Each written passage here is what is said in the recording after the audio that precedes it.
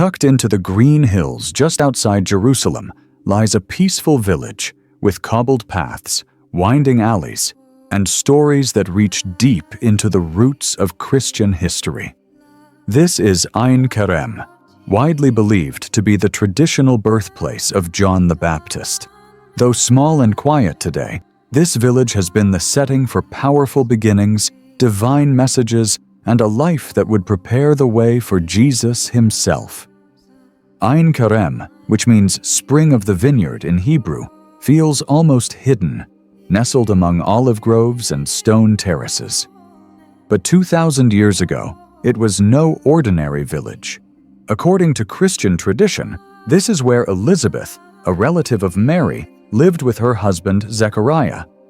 They were both righteous before God, but childless and advanced in age.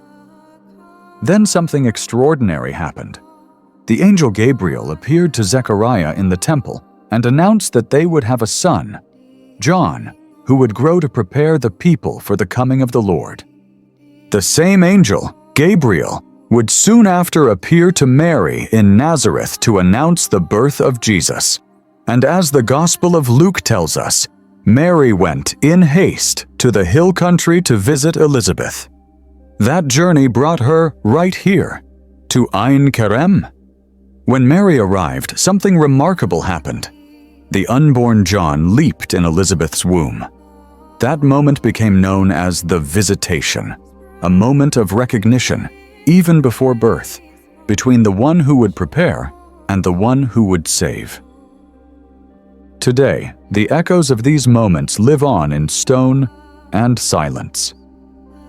One of the most visited places in Ain Karem is the Church of St. John the Baptist, built over the traditional site of his birth. The current structure is Franciscan, restored in the 17th century, but its foundations go back much further, some say even to Byzantine times. Inside, the church holds a grotto believed to be the very spot where John was born. It's marked with Latin inscriptions and decorated with centuries of devotion. Candles flicker. The air is still. It's a place where history feels close, sacred. Not far from there stands the Church of the Visitation, built over the home of Elizabeth and Zechariah. According to tradition, this is where Mary stayed during her visit, where the Magnificat, Mary's song of praise, was first spoken. The church stands on a hill, offering sweeping views of the valley below. Its courtyard is lined with plaques displaying the Magnificat in dozens of languages, a global testament to this moment of joy and prophecy.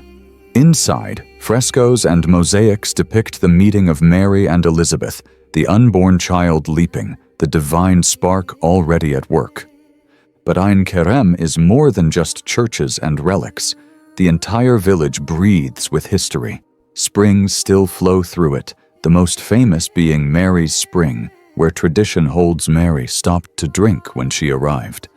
The soft sound of water, the shade of tall trees, and the ancient stones all combine to create a sense of quiet reverence. Pilgrims come here not just to see, but to feel, to connect with the deeper meaning of what began in this very place. John the Baptist's birth wasn't just a miracle. It was the opening act to something greater. He would grow up in the wilderness, live a life of simplicity and strength, and ultimately baptize Jesus in the Jordan River. His voice, crying out in the desert, would stir hearts and call people to repentance. He said, "I must decrease, that he may increase." In that humility, in that fire, John became the bridge between the old and the new. So Ain Karem may seem like a quiet corner of the Holy Land, but its importance is anything but small. This is where preparation began, where two women met, each carrying history's most important children, where the story of redemption didn't just begin with Jesus, but with the one who prepared his way. Walk through Ain Karem today, and you'll find more than just holy sites.